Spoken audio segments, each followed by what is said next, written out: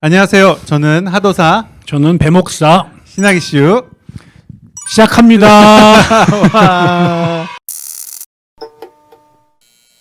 목사님, 최근에 이제 영화 콘스탄틴 2가 이제 개봉한다는 소식이 들려오고 있더라고요. 제가 콘스탄틴 1을 되게 재미있게 봤었는데 혹시 목사님 보셨나요?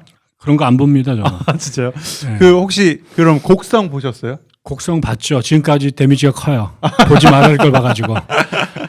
그러면 네. 검은 사제들은? 검은 사제 봤어요. 네. 그렇군요. 꿈자리가 다 나와요, 그게. 콘스탄틴도 비슷한 막 퇴마하고 어. 악령 쫓고 이런 영화거든요. 여러 매체에서 그런 류의 주제들이 굉장히 단골 메뉴잖아요. 네네. 보면서 좀 궁금증이 들었어요. 성경에도 보면 예수님께서 귀신들 막 내쫓고 이런 장면이 나오던데 성령의 힘으로 그런 기독교의 그런 신앙의 힘으로 귀신을 실제로 내쫓고 퇴마하고 구마할 수 있는 건가요? 지금 전사님 말씀하신 것처럼 성경에는 귀신의 존재를 인정을 하고 특별히 질병 같은 것들의 원인을 그 귀신 혹은 마귀, 사탄, 악령의 영향이라고 생각을 하죠. 거라사 지방에 그 귀신 들린 청년 얘기를 보면 군대 귀신이 들어갔다. 그래서 그 귀신을 쫓아내는 축사 사역을 예수님께서 하시죠. 돼지 5천 마리가 그 물에 빠져 죽는 것으로 귀결이 되는 그런 스토리들이 일단 예수님의 사역에 많이 나타납니다. 그래서 신학자들 중에서는 그 예수님을 순회 사역을 했던 설교자로 보기도 하고 예언자로 보는 사람도 있고 그 중에 예수님을 엑소시스트로 보는 그런 학자들도 있죠. 그럴 수밖에 없는 게 예수님 자신이 자신의 사역에 여러 가지가 있는데 그 중에 천국의 복음을 전하는 거나 동시에 병자들을 고치는 거나 귀신을 쫓아내는 것 이런 것들이 다 자신의 주된 사역이었다고 직접 말씀하시거나 성경에 기록되어 있으니까 그리고 나중에 베드로라든가 또 바울이라든가 이런 사람들도 귀신 들린 사람들 쫓아내기도 하고 이런 비슷한 현상들이 초대교회의 사도들을 통해서 나타났던 것들이 분명하거든요. 예전에 고대 사회에서 특별히 우리 안에 일어나는 되게 비일상적인 현상들이 다 그런 영적인 존재들과 연관돼 있다라는 믿음이 아주 오랫동안 있었죠.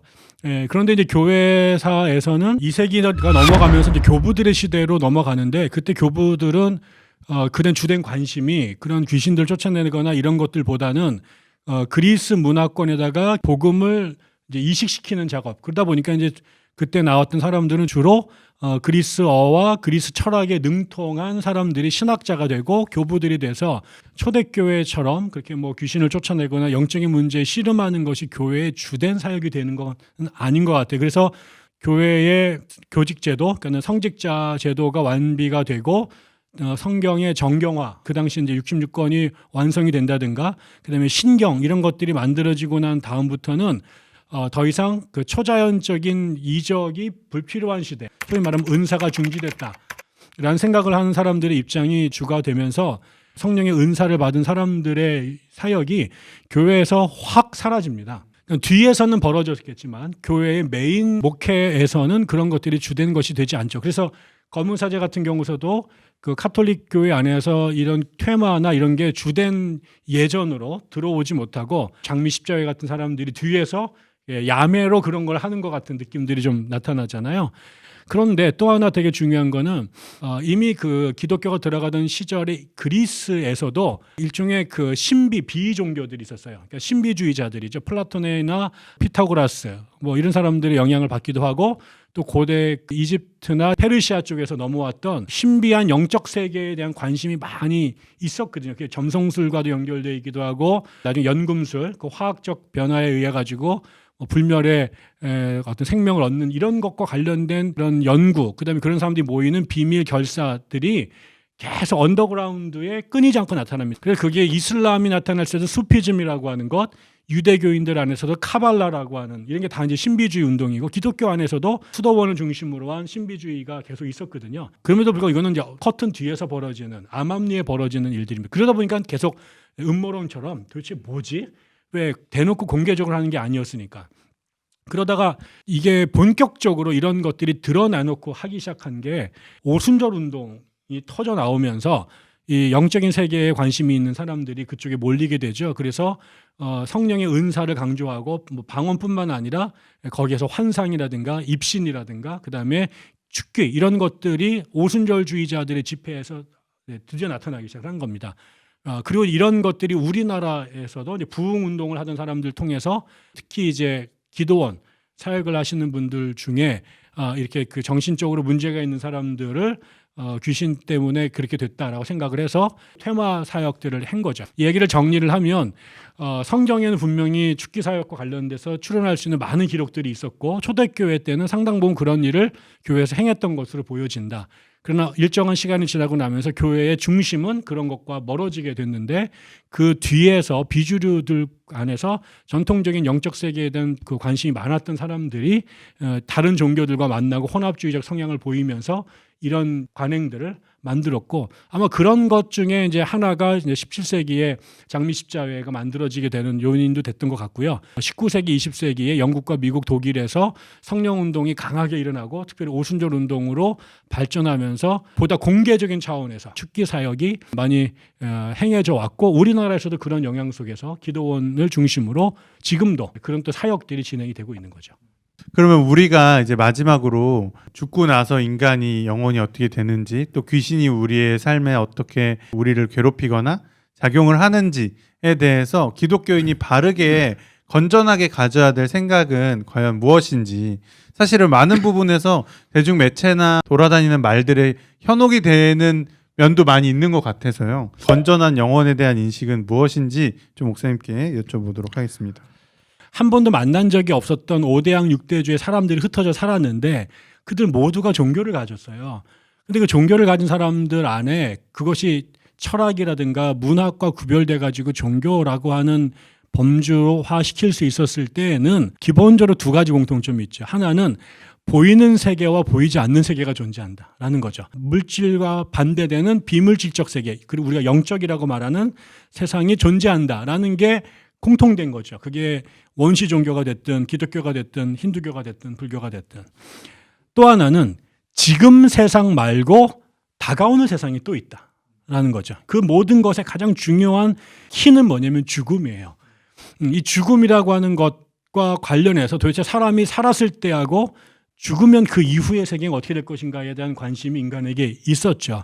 이것과 관련돼서 이제 사람들이 상상했던 것이 지금 보이는 이 세계와 보이지 않는 그 세계, 그다음에 지금 세계와 나중에 올 이 세계가 서로 연결되어 있다라고 본 거죠. 이걸 넘나들면서 서로 영향을 주고받는다. 저는 그런 맥락에서 비록 지금 우리가 이제 그 자연과학이 많이 발전이 돼서 그 보이지 않는 세계에 대해서 관심을 상대적으로 덜하고 또 우리가 과학적 장치에 의해서 포착하거나 설명이 가능하지 않은 것들은 일단 담론에서 배제해 버리다 보니 이런 영적인 세계, 그다음에 내세에 대해서 점점점 현대사회에서 심지어 종교 영역 안에서조차 담론을 꺼리게 되는 이렇게 된 거예요. 그런 얘기를 하는 순간 전근대적이고 비과학적이고 그다음에 비합리적이다라는 욕을 들으니까요. 우리나라도 예전에는 이런 현상들이 굉장히 많아서 부흥회도 많이 하고 그다음에 영적 은사자들 많이 생기고 기도원도 있었는데 우리나라가 굉장히 빠른 속도로 근대화되고 과학이 발전하면서 이런 영역이나 이런 일을 하시는 분들이 사회에 점점 설 자리가 없어지게 된 거잖아요. 저는 그런 현상 속에서 기본적으로 우리가 철학도 아니고 과학도 아니라 종교라고 하는 범주 안에 있다면 우리가 보이는 것과 보이지 않는 세계, 지금 세계와 내세를 함께 고민하는 이 부분을 내려놓을 수는 없다. 이거를 부인하고 우리가 종교라고 말할 수 없다. 그걸 버리는 순간 우리는 철학이 되는 것이고 과학으로 환원된 거다. 그래서 저는 오히려 보이는 세계만 우리의 관심을 한정시키고 그다음에 지금 사는 세상이 인간의 모든 운명의 끝이라고 생각하는 현대인들에게 기독교적인 그 우주론, 기독교적인 세계관을 교회가 성경을 통해서 전해줄 수 있는 굉장히 중요한 어떤 선물이라고 생각을 하는 거죠. 그러나 동시에 우리가 그런 세계를 관심을 갖고 그 가치를 인정하지만 그 세계를 바라보는 2000년 전 이전의 사람들과 지금 세상의 대부분의 많은 것들을 과학으로 포착해내고 설명이 가능한 이런 시대에 같은 주제를 바라보는 우리의 눈길이 같을 수는 없다. 그래서 우리의 모든 질병을 귀신의 장난으로 본다든가, 그다음에 심리적인 어떤 어려움을 전부 다 그 사탄의 악령의 작용으로 보기 때문에 죽기를 하거나 해서 문제를 고치려고 하는 이런 것들도 바람직하진 않다. 저는 그래서 우리가 해야 될 일은 그런 세계와 현상의 존재를 승인하되, 이런 문제들이 옛날처럼 아무런 과학이나 의학의 장치 없이 무작위로 행해지면서 수많은 비행을 초래했던 것을 넘어서려면 그동안에 축적된 신학과 철학, 그다음에 또 자연과학의 결과물들을 신중하게 고려하면서 함께 대화하면서 문제를 풀어가야 될 거다라는 생각을 하는 거죠. 제가 수년 전에 어떤 정신과 의사의 강연을 들은 적이 있는데, 기독교인이세요. 예수병원의 정신과 의사셨는데 이분이 그러는 거예요. 자기 병원에 온 사람들 중에 상당히 많은 사람들이 기독교인들인데, 그들이 이 정신병원에 오기 전에 반드시 어디를 거쳐서 오냐면은 기도원을 들려서 온다는 거예요. 근데 그때 바로 병원에 왔으면은 그 상당히 많은 부분을 약물이나 상담을 통해서 치료할 수 있었던 사람을 그 기도원 원장들이 성령으로 병 고친다고 안차를 한답시고 머리를 두들겨 패가지고 별 문제가 아니었는데 심각하게 악화돼서 끌려온 경우가 많다는 거예요. 그래서 상담하다 보면 이게 다 드러나는 거죠. 어디서 뭘 누구한테 맞았는지. 이런 정신세계와 영적인 세계를 분별할 수 없는 무지 때문에 말도 안 되는 비극을 초래한 경우, 이거는 의학에 대해서 조금만 지식이 있으면 약물 치료를 얼마든지 호전시킬 수 있는 건데 놓친 케이스죠. 또 하나 되게 중요했던 게, 그렇게 해서 병원에서 이제 어렵게 약물 치료하고 돌보아서 호전을 시켜가지고 보내는 거예요. 보낸 사람들이 교회로 돌아간단 말이에요. 근데 교회로 들어갔더니 교회에서 이 사람을 미친 사람 취급하는 거예요. 정신병원에 들어갔다 나왔다고 배관시하고 차별하고 왕따시키는 거예요. 그래서 이 사람들이 얼마 지나서 더 상태가 악화돼가지고 병원에 또 오는 경우들이 많다는 거죠. 그러니까 우리가 이 그 퇴마에 대한 이야기를 할 때 신비주의자들처럼 정말 기도로 그런 거 고치는 사람들이 있느냐, 그게 가능하냐라도 중요하지만, 어쩌면 진정한 의미에서 이렇게 정신적으로 어려움을 겪는 사람들이 생겼을 경우에 교회 공동체도 공통의 치유의 책임과 사명이 있다라는 거죠. 그렇게 아파서 돌아온 사람들이 다시 그 사회와 교회와 가정에 적응할 수 있도록 함께 그들을 품어주고 용납해주고 기다려주는 노력들이 필요한데, 교회가 정신 나간 사람 교회 들어왔다고 쫓아내야 된다는 분위기를 조성하게 된다면 이거야말로 큰 죄라고 생각이 들어요. 저는 그래서 퇴모와 함께 이런 얘기도 같이 기억했으면 좋겠다 싶습니다. 네, 감사합니다.